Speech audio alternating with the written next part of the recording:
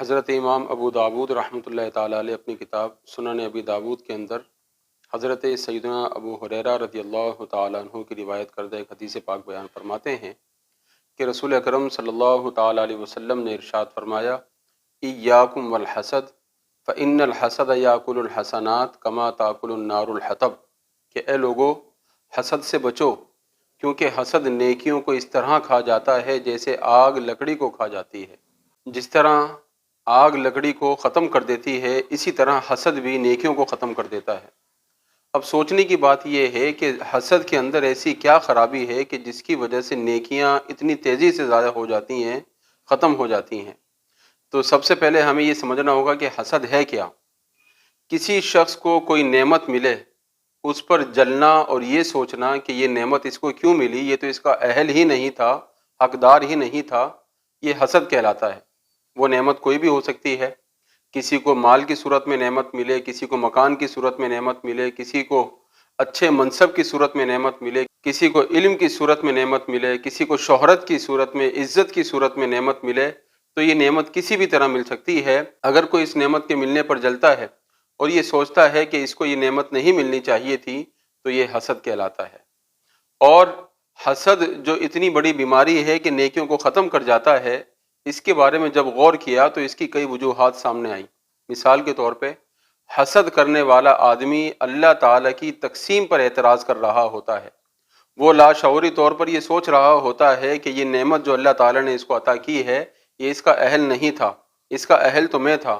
گویا معاذ اللہ وہ یہ سمجھتا ہے کہ اللہ تعالیٰ نے اس کو یہ نعمت دے کر کوئی غلطی کر دی ہے، اس کو شہرت دے کر، اس کو دولت دے کر کوئی غلطی کی ہے۔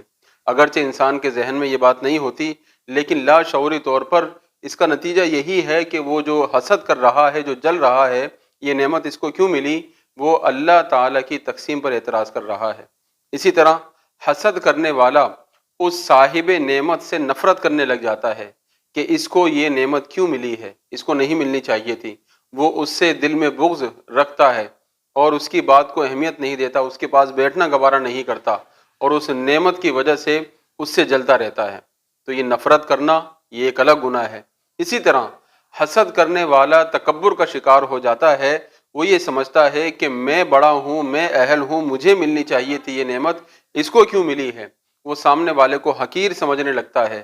تو خود کو بڑا سمجھنا، دوسرے کو حقیر سمجھنا، یہ ایک الگ گناہ ہے۔ تکبر بہت بڑا گناہ ہے۔ اسی طرح جو بندہ کسی سے حسد کرتا ہے، وہ اس کی غیبت کرنا شروع کر دیتا ہے، لوگوں کے سامنے اس کی برائیاں کرنا شروع کر دیتا ہے اور اپنی نفرت کا اظہار کرتا ہے۔ یہ غیبت کرنا کتنا بڑا گناہ ہے، قرآن مجید میں اس بات کو بیان کیا گیا، احادیث طیبہ میں اس کو بیان کیا گیا۔ تو غیبت خود اتنا بڑا گناہ ہے کہ گویا مردار بھائی کا گوشت کھانا، اور پھر آدمی حسد کی وجہ سے لوگوں کی غیبت کرنا شروع کر دیتا ہے۔ یہی نہیں، جو حسد کرنے والا ہوتا ہے وہ یہ تمنا اور آرزو کرتا ہے کہ سامنے والے کو جو نعمت ملی ہے، کسی طریقے سے یہ نعمت اس کے پاس سے ختم ہو جائے، کسی طرح یہ اس سے چھن جائے۔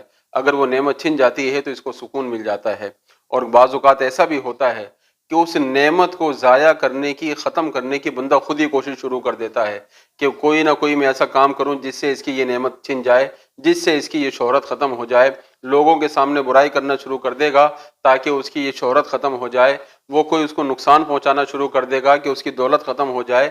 حسد کا اظہار وہ کسی بھی طریقے سے کرے گا، لوگوں کو نقصان پہنچانے کی کوشش کرے گا۔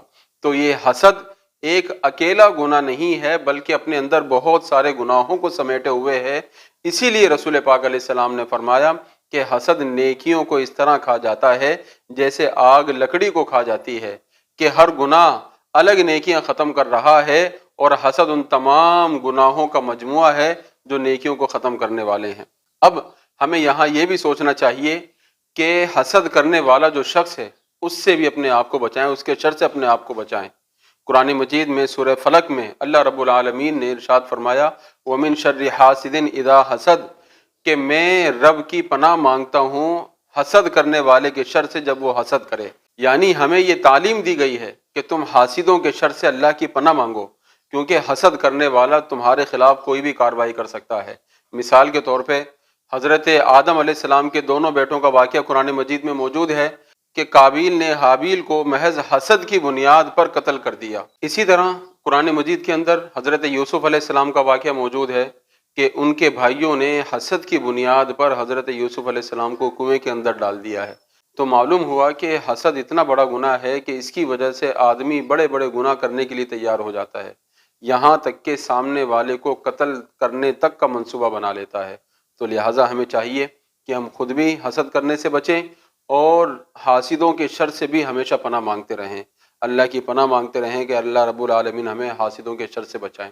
آخر میں ایک بات اور کہ یہ گفتگو سننے کے بعد اب یہ سوچنا شروع نہ کریں کہ کون کون ہے جو میری غیبت کرتا ہے، کون کون ہے جو میرے خلاف پلاننگ کرتا ہے، میرے خلاف منصوبہ بندی کرتا ہے، اس طرف نہ سوچیں، بلکہ یہ سوچیں کہ میں کس کس کے بارے میں غلط باتیں کرتا ہوں، میں کس کس کی غیبت کرتا ہوں، میں کس کس کی برائیاں کرتا ہوں، میں کس کس کی نعمت پر جلتا ہوں، کسی کو اگر کوئی خوشی ملے تو میرا کیا رد عمل ہوتا ہے۔